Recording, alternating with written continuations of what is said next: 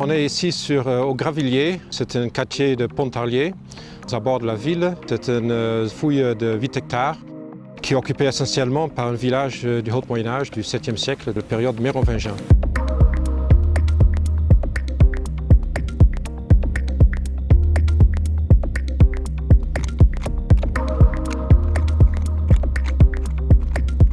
La particularité de ce site, c'est surtout au fait qu'on a un village de cette époque mérovingien en entier, ce qui arrive rarement. Et ici, on a vraiment tout le site et ses abords, ce qui est très intéressant parce que ce sont des parties de site qui nous échappent généralement.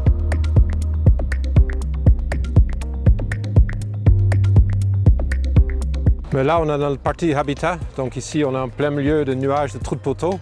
On est juste à l'angle d'un très grand bâtiment qui fait à peu près 200 mètres carrés avec une soixantaine de poteaux au minimum, et qui s'étend par là jusqu'au but de terre que vous voyez au bout là-bas.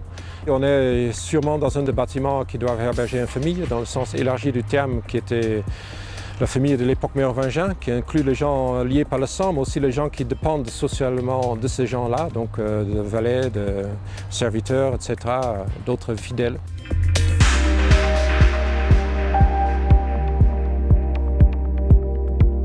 Dans le village même, on a trouvé des sépultures, oui, à côté des maisons, quelques-uns. Et donc là, c'est un enfant. Là-bas, c'est des adultes. Donc on a vraiment différents groupes d'âge qui sont représentés.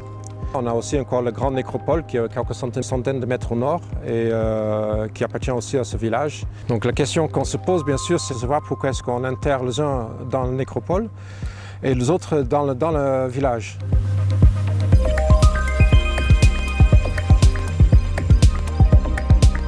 Et donc ça s'étend sur 600 mètres carrés avec que des os. Ça concerne beaucoup de bœufs, beaucoup de cheval et c'était vraiment de très grande quantité. Donc c'est évident que le village, son activité principale, c'est l'élevage.